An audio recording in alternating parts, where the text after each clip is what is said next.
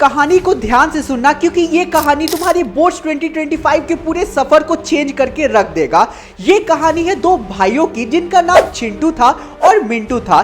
चिंटू जो था वो अपने क्लास का टॉपर था, वही मिंटू बैक बेंचर था एंड दोनों 10th स्टैंडर्ड में पढ़ा करते थे। चिंटू ने अपना सारा सिलेबस नवंबर तक कंप्लीट कर दिया था और वो बहुत ज्यादा टेंशन फ्री था एंड उसके मन में तो था टारगेट कि वो 95% प्लस मार्क्स स्कोर करेगा, अचीव करेगा बोर्ड्स में। वही मिंटू ने अपने सारे टाइम को बर्बाद कर दिया था, उसका आधा सिलेबस भी कंप्लीट नहीं हो पाया था और अब उन दोनों के सामने था डेट शीट जो तुम लोगों के सामने अभी इस वक्त होगा। तो चिंटू जो था वो बहुत ओवर कॉन्फिडेंट था, वही मिंटू डेट शीट को देख के बहुत ज्यादा डिप्रेस्ड हो गया कि वो आखिर कैसे अपना जो सपना था कि 95% प्लस मार्क्स अचीव करने का, अपने भाई से ज्यादा स्कोर करने का, वो कैसे वो अचीव कर पाएगा, क्योंकि उसने अपने सारे टाइम को गर्लफ्रेंड को दे दिया, अपने ऑनलाइन गेम्स को दे दिया एंड अब वो बहुत ज्यादा डिप्रेस्ड फील कर रहा था। एंड यार ये जो कहानी है मिंटू की, ये केवल एकमात्र कहानी नहीं है, ये लाखों स्टूडेंट्स की कहानी होगी जो इस वक्त सेम स्टेज पे होंगे मिंटू की तरह। तो यार क्या मिंटू अपने सपने को अचीव कर पाता है? हाँ कर पाता है। बोर्ड्स का रिजल्ट आता है तो होता क्या है कि जो तुम्हारा चिंटू था वो 95% मार्क्स स्कोर करता है, वही मिंटू जो था वो 96% मार्क्स स्कोर करता है। ऐसा कैसे होता है? तो आखिर कैसे जो मिंटू है वो अपने एकेडमिक ईयर का सबसे बड़ा कमबैक करता है? वो करता क्या है कि वो इस वीडियो को जो तुम्हारी स्क्रीन पे चल रहा है उसे अच्छे से पूरा कंप्लीटली देखता है, नोट डाउन करता है सारे पॉइंट्स को जो आयुष भैया बताते हैं एंड वही जो चिंटू होता है वो इस वीडियो को इग्नोर करके चला जाता है ओवर कॉन्फिडेंस में। तो hello पॉपुलर्स, this is your Ayush भैया एंड आज बहुत ही सीरियस टॉपिक पे बात करने वाले हैं, इसलिए कॉपी और पेन को लेके बैठो एंड सारी चीजों को अच्छे से नोट डाउन करो, क्योंकि मैं सब्जेक्ट वाइज तुम लोगों को गाइड करने वाला हूँ कि कैसे तुम लोगों को पढ़ाई करनी है। तो यार सबसे पहली चीज जो मिंटू देखता है इस वीडियो में और वो एग्जीक्यूट करता है वो ये है कि वो अपना एक डेडलाइन डेट बनाता है, यानी कि एक ऐसी डेट को फिक्स करता है जिस दिन वो अपना पूरा सिलेबस को कंप्लीट करता है एक पर्टिकुलर डेट तक। एंड तुम लोगों का डेडलाइन डेट मैं तुम लोगों को देता हूं। तुम्हारी डेडलाइन डेट इस वीडियो को देखने के बाद जब भी तुम लोग देख रहे हो, डेडलाइन डेट होने वाला है 20 जनवरी, यानी कि 20 जनवरी तक तुम लोगों को एनी हाउ दिन रात जागना पड़े, रात भर जागना पड़े, जो करना हो वो करना, लेकिन तुम लोगों को 20 जनवरी तक सारे सब्जेक्ट को कवर अप कर लेना है। ठीक है, हर चीज को तुम लोगों को पढ़ लेना है, हर चीज का आइडिया हो जाना चाहिए, हर चैप्टर तुम लोगों को कंप्लीट कर लेना है 20 जनवरी तक। अब यार बहुत सारे स्टूडेंट क्या करेंगे, 20 जनवरी के बाद भी तो टाइम बचेगा, लेकिन उस टाइम को क्या करना है तुम लोगों को, उस टाइम को जो बचेगा 20 से 25 दिन का, उसमें तुम लोगों को रिवीजन करना है। अगर रिवीजन नहीं करोगे तो तुम लोग कहीं के नहीं रहोगे। अगर तुम लोग रिवीजन नहीं करते हो तो जो भी तुम लोगों ने एक साल पढ़ा है वो सारा तुम लोगों के माइंड से निकल जाएगा। तो एक महीना छोड़ो, 20 से 25 दिन तुम लोगों को प्रॉपर देना है रिवीजन के लिए। तो मिंटू ये बात अच्छे से समझ चुका था कि उसे डेडलाइन डेट से पहले सारे चैप्टर्स को कंप्लीट करना है, 20 जनवरी तक कंप्लीट करना है एंड उसके बाद रिवीजन को स्टार्ट करना है।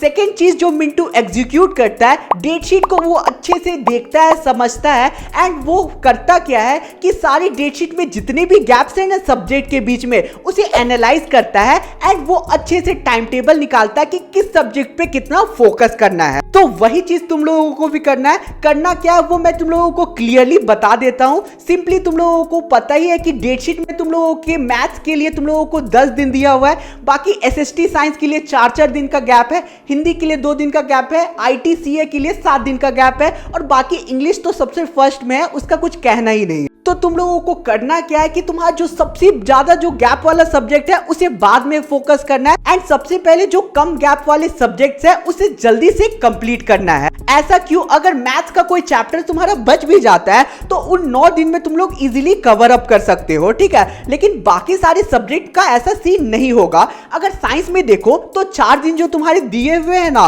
ये मोर देन इनफ नहीं है, बस इनफ बोल सकते हो, क्योंकि एक दिन एक सब्जेक्ट को पूरा कवर अप करने में तुम लोगों को डिफिकल्टी आने वाली है, वो लिख कर ले लो। इसलिए सबसे पहले तो तुम लोगों को साइंस को बहुत ही अच्छे से कंप्लीट करना है, एसएसटी को फिर कंप्लीट कर लेना है। उसके बाद तुम लोगों को थर्ड में कौन से सब्जेक्ट पे फोकस करना है, मैथ्स नहीं, हिंदी पे फोकस करना। अब ये मत बोलना कि आपका सब्जेक्ट है इसलिए आप हिंदी को बोल रहे, नहीं यार, इस बार हिंदी के लिए 2 दिन का टाइम दिया गया है जो कि इनफ है, बट और अच्छा बेटर करने के लिए 100 आउट ऑफ 100 गेन करने के लिए थोड़ा सा बीच बीच में टाइम हिंदी को भी तुम लोगों को देना होगा। तो यार हिंदी को करना, उसके बाद तुम लोगों को मैथ्स को करना है, एंड ITCO को तो अभी पूरा भूल जाओ क्योंकि एग्जाम का 7 दिन है ना, वो मोर देन इनफ है कि तुम लोग आराम से एक दिन में भी ला सकते हो 80 आउट ऑफ 80। ITCA और AI वाला जो सब्जेक्ट है ना, उसे मैं तुम लोगों को बहुत अच्छे से कंप्लीट करवा दूंगा, फुल मार्क्स दिलवाऊंगा, ट्रस्ट में। इसलिए उन सारे सब्जेक्ट का एकदम दिमाग से निकाल दो,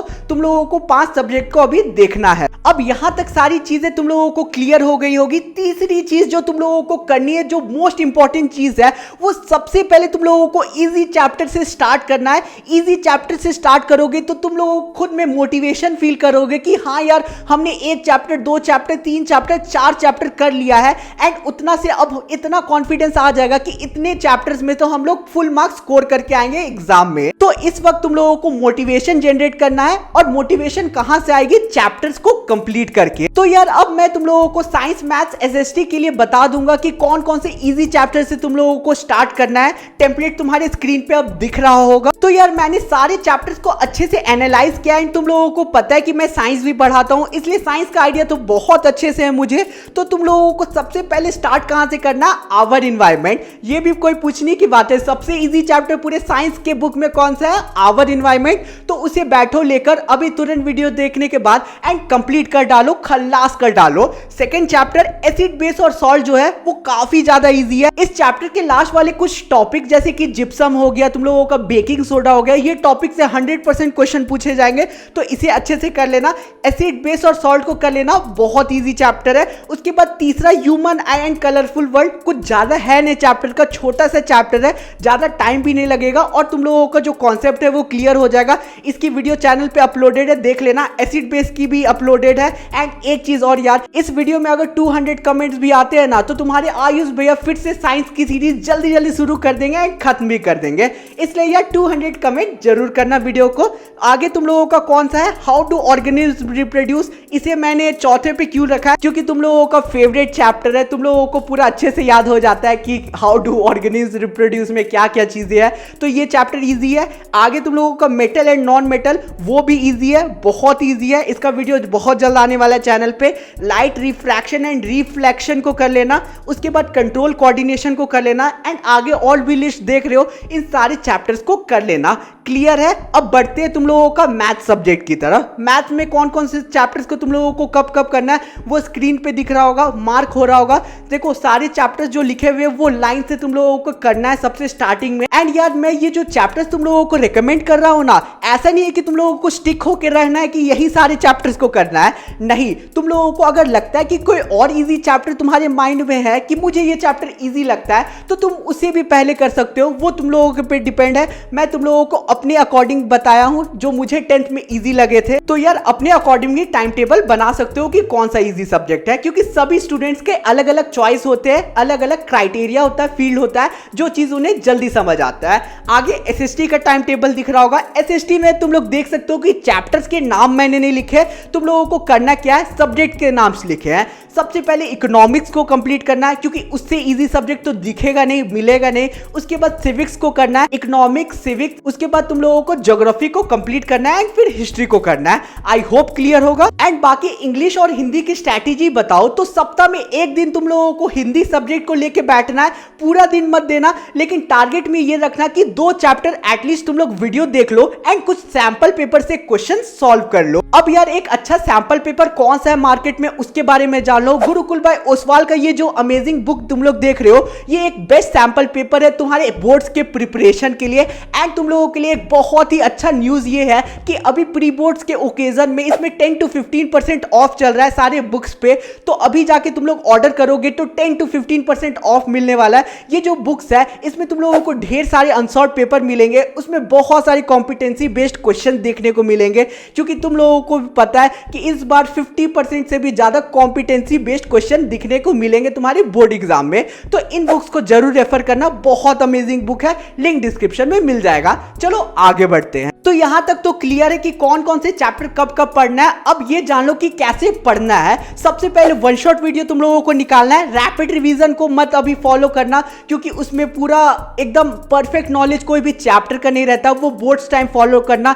अभी तुम लोगों को वन शॉट वीडियो को रेफर करना है जो कि बहुत ज्यादा लंबा हो, जिसमें सबसे डेप्थ में जो वीडियो तुम लोगों को दिखेगा ना यूट्यूब में, उसे खोलना एंड उसे पढ़ना स्टार्ट करना है। एनसीईआरटी के सामने खोलना एंड सारे टॉपिक्स को समझना, नोट्स बनाते जाना। नोट्स में कॉन्सेप्ट मैप्स और पॉइंट में तुम लोग अपने चीजों को लिख सकते हो, जिससे ज्यादा चीजें तुम लोगों के माइंड में फिक्स रहे। एंड चीजों को समझने की कोशिश करना, रटना मत, क्योंकि बाद में दिक्कत होगा। अब इतनी सारी चीजें कर ली, तो अब सबसे इंपॉर्टेंट चीज ये है जिसके बिना सारा चीजें अधूरा रह जाएगा, वो ये है कि सैंपल पेपर तुम लोगों को लगाना है। हर चैप्टर के मिनिमम 10 से 15 क्वेश्चन लगाना ही लगाना है। अगर नहीं लगाते हो तो सारा चीज बेकार हो जाएगा जितना भी तुम लोगों ने किया था। इसलिए चैप्टर कंप्लीट करो, 10 से 15 सॉल्व करो क्वेश्चन, उसके बाद नेक्स्ट चैप्टर में मूव इन हो जाओ। बेस्ट सैंपल पेपर तो मैंने बता दिया, गुरुकुल बाय ओसवाल के सैंपल पेपर को तुम लोग देख सकते हो, बहुत अमेजिंग सैंपल पेपर है। और इसके साथ साथ एनसीईआरटी के एंड में जो इंटेक्स्ट क्वेश्चन है, एक्सरसाइज क्वेश्चन है, उसे तो भूल के मत छोड़ना, सारी चीजों को सॉल्व करना। अभी भी तुम्हारी मुट्ठी में बहुत ज्यादा टाइम है, लेकिन अच्छे से यूटिलाइज करोगे तभी अच्छे मार्क्स स्कोर कर पाओगे। मैं बता दे रहा हूं,